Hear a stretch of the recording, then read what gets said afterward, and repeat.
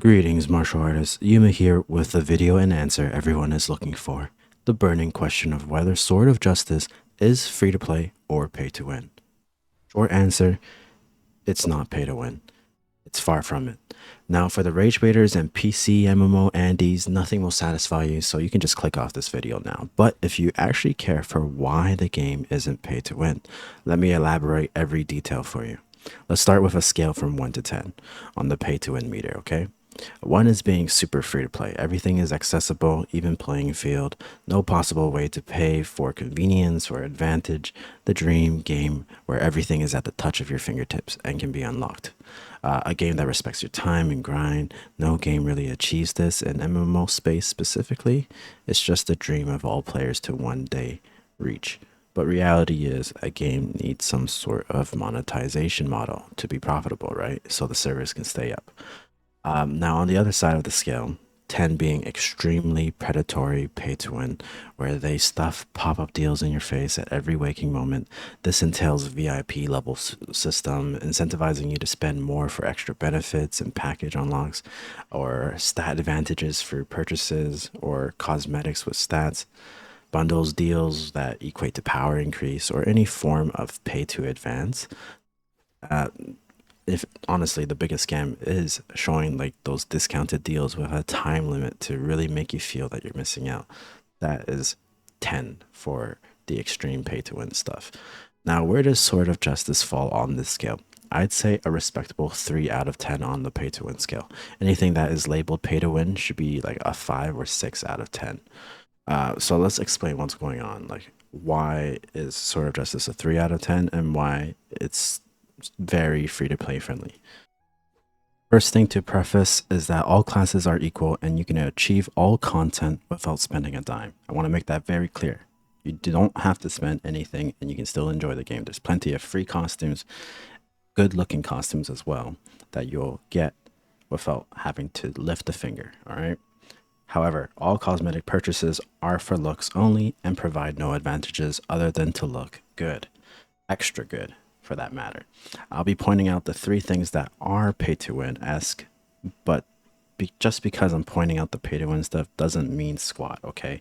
It's like 3% of the entirety of the game because you can do everything and won't feel that another player has an advantage over you whatsoever throughout your entire time playing the game. The people are spending just to pay to slay, not pay to win, just pay to look good, all right? It's all cosmetics. Again, no gameplay advantage, except for the one I'm going to point out later on in the video. Stay tuned for that. Now, Sword of Justice has provided different price ranges for all levels of spenders. I can categorize these into 3 tiers. So first tier are spenders that range from like $10 to $100. There are great outfit set packages, especially at the $40 price range. There are many outfits that come with not just an outfit, but an emote, MVP, animation screen, profile picture, and extra accessories. This costs about 2,880 Jades in game, which is affordable for most light spenders, right? Now, the second tier are spenders that range from $300 to $1,000. This is the spenders looking to gacha for the elusive Ethereal stone. Here's a nice snapshot from Wolfie, one of the mods in the Sword of Justice Discord server. Wolfie thoroughly explains what the Ethereal stones are for, which can be very helpful. But it's basically for the extra fancy premium cosmetic mounts, hairstyles, and weapon skins. Third tier are for the spenders that have so much cash to burn. This is the range of $5,000 and above. Getting the legendary weapon that has a 20 to 30% stat advantage over the best free-to-play weapon of the season for the year will cost about $5,000. That's just a rough estimate. And this is where that pay-to-win point is awarded to Sword of Justice because you can get a 20 to 30% advantage. But I'll explain why it's still very free to play. The legendary weapon is going to take you forever to accumulate. You need to get 50 of the small legendary weapon materials, and then one of the big stones as well. So you're gonna be always like starving for copper coins, and there's like 192,000 copper coins just to get one of the small ones, and it's like 6 mil plus minimum bid on the auction house for the big stone. Now, the only way you're going to be getting all these stones is being funneled all the stones through raid and guild wars in the auction house, as well as having people in the world in the server listing these up for sale on the market. Like if they don't want to bother saving it up because it's not time efficient, if you're not gonna have it within the season, then it's not worth really going for, because next thing you know, you have like 49 of the material to craft it, but you only have like 1 month left of the season. There's really no point. You should really, if you don't see yourself crafting this legendary weapon, which takes a lot of time investment as well as money, then you should just sell the materials, to be honest with you. So that way you can at least profit through copper coins. But again, a whale that has the 20 to 30% stat advantage will not like clear the whole board. Like in group PvP, you can't just 1v5. So like those 5 people will just juggle the whale to death. It's not going to be a big deal. There's also the 3v3 balanced PvP mode where everything is balanced and your legendary weapon's not going to have any effect in that. So that's something to take into consideration. And then here is where Sword of Justice is awarded a second pay to win point, is the fact that you can exchange paid jades for copper coins. Now wait, I know it sounds bad. In most games, this would be a death sentence. Red flag of the century. It's pay to win. However, you don't need that much copper coins to live out your free to play life. You'd only ever use it to buy pills or items off the market to submit to the guild cargo daily. It's just basically upkeep currency to use to upkeep and maintain your gear and stuff and your dailies.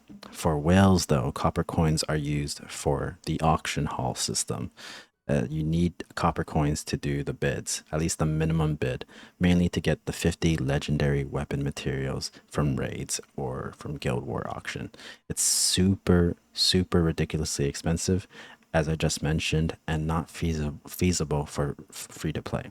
But as I'll explain later in the video, it's all temporary anyways because of the seasons. So it's 5K out the window for the common folk like most of you and myself. It's not worth it for a lot of people. The game makes it super, super convincing that it's not worth your money to pay for any sort of advantage. Just pay to look good, enjoy the game, or don't pay at all. You'll still enjoy the game. Trust me, you will love the game as a free to play. Just play for the social aspect, for the gameplay, for the fun, okay? Because it is completely doable without spending a dime. Lastly, for the tier 3 spenders, being exorbitant, way beyond most people's means, is the legendary cosmetic outfit that cost about $12,000. This is the third tier spenders, right? Still, $12,000 to get this legendary cosmetic outfit, which costs 75 feathers, I think. No, 125 feathers, which is like 75 stones. Wait, am I saying that right? What's 125 divided by 2? 125 divided by 2, 60, 62 stones. Ethereal stones. Yeah, okay. My math is a little wonky, but yeah. So this legendary cosmetic outfit costs $12,000. It comes with an attack buff that gives you like 10k attack for your entire raid. It's equivalent to a golden food buff, but the food buff doesn't stack with the costume scale. So honestly, it's still a pay to advantage, although it's not that crazy. It has a whopping 3-day cooldown, I believe. So, you know, I mean, if you're spending $12,000, you better have some sort of advantage, honestly. But and there's also like a footprint and aura effect too, which is the only way to unlock those visual cosmetic features. But again, there's no stats on the costume, right? And that skill is just like pay to convenience, because you can always just get a food buff for everyone in your party. Um, so it's negated by the fact that you can find means in the game to supplement that legendary costume skill, but it, this is where the monetization model is for Sword of Justice. It's pay to slay. You're really just paying absorbent amounts of money on various price points for cosmetics. The only pay to win feature that gives you an advantage is the legendary weapon, and the 20 to 30% stat advantage, right? Guess what? There are seasons, and with seasons, basically, every year we're gonna have new gear. The legendary weapon is no longer gonna be of use. Um, just quoting Wofi in the Discord, who plays the CN version. Gear and enhancements, willpowers, legendary weapons, some skills, seasonal skills have expiration dates and can only be used for that season. It all gets reset once a year. You can use those gears for 2 weeks to farm for the new gear of the new season. After that, the old stuff from the previous season will become invalid and expired. There are like minor seasons as well, like quarterly stuff or rankings and seasonal achievement things will get reset every 2 months. But in regards to like your power and your gear and all that stuff, your grinded stuff, it will be invalid for the next season. So guess what? That price point of 5,000, it's not for everybody, especially because it takes so long to make. You're probably gonna take like 2 3 months, maybe more, just to make it, even as a whale, because the whales need a supply chain. You need people to sell you the stones. You have to gather all 50 stones plus the big stone, right? Which takes time because you can only get those stones for raid, which is a weekly loot table, and then Guild War, which is also a weekly loot table, right? Maybe not 3 to 4 months, especially if you're a big spender. Like, you have so much cash to burn. You can probably do it within a month, and then you have 11 months to enjoy it. But again, you're gonna have to re-spend another 5,000 for season 2 and the next season after that. So it's something that has a temporary advantage, but in the grand scheme of things, it's the 95% of the player base will not notice the difference. You really won't. So like in group PvP and all that, you don't have to worry, okay? You don't have to stress.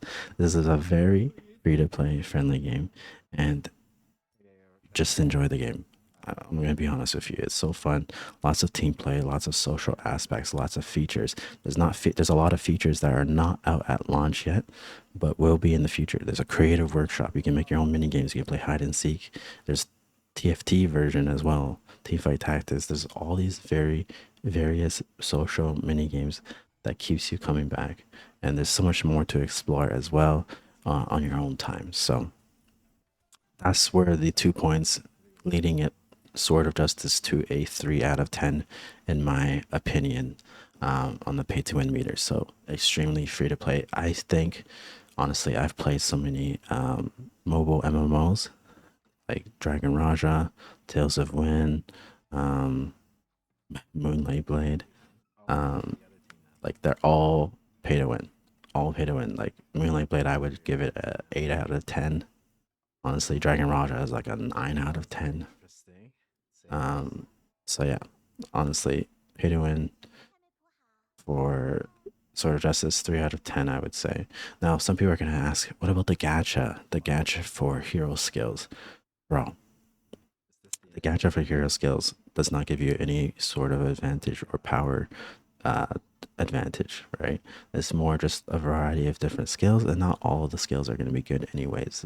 The ones you get for free at the beginning, like day two for the hero flute skill, most of you guys are going to be spamming that for 3v3 anyways. So you're going to have free hero skills, and there are all other ways to get the hero skills, like for the travel system. If you go to any of my other video guides, the travel feature, you can unlock the hero skills that way. You don't have to gacha it. There's many other ways to get it. You can befriend and increase your intimacy with the hero that has the skill involved, right? And you get plenty of hero invite currency anyways to do the gacha pulls for free. And this costs bound jade only. It's not the paid jade. The bound jade you can farm through exploration and achievements and just questing.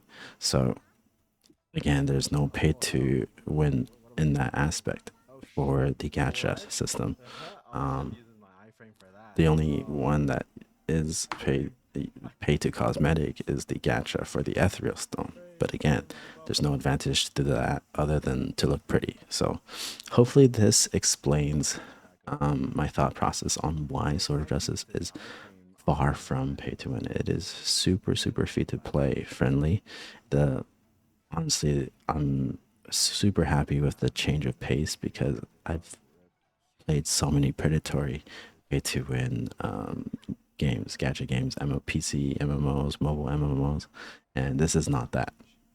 I was a sucker to just one tap buying everything and spending pay to win stuff before. So I can tell you from experience, Sword of Justice is something you should look out to play. And I don't care about, oh, Where Winds Meet is better. Bro, they're two different games. Where Winds Meet, I know, comes out in a week from this video being close to launch. So, like, once Sword of Justice launch, then a week later, Where Winds Meet launches. Play both, bro. Sword of Justice is low maintenance as fuck. Okay, you can do your dailies in 5-10 minutes, and then you can pace yourself and do other things. Okay, Where Winds Meet, you're playing mainly for the action combat, the graphics. I get it, the visuals, right? Uh, but here's what Where Winds Meet is lacking. Okay, sure they have multiplayer. Sure they have a guild system or group PvP. I'm gonna tell you right now, that shit is shit. Okay, the 1v1, 2v2 PvP for Where Winds Meet, perfect. But otherwise, it's bare bones for the other aspects. It's a great single player game, great bosses, great boss fights. Sword of Justice is where you want to be if you are looking for socialization. If you want guild play, team play, this is the game for you. And that is something I personally am looking for. So I'm going to be playing Sword of Justice. Where Winds Meet does not conflict with that, okay? You can play it, you can play both, and you're going to love it, okay? I'm just happy we get both to the West. The West never gets any Eastern Wuxia games. So we are eating good regardless. Thank you, NetEase. And hopefully this video helps you. Lots of love. Cheers. I'll be making more videos.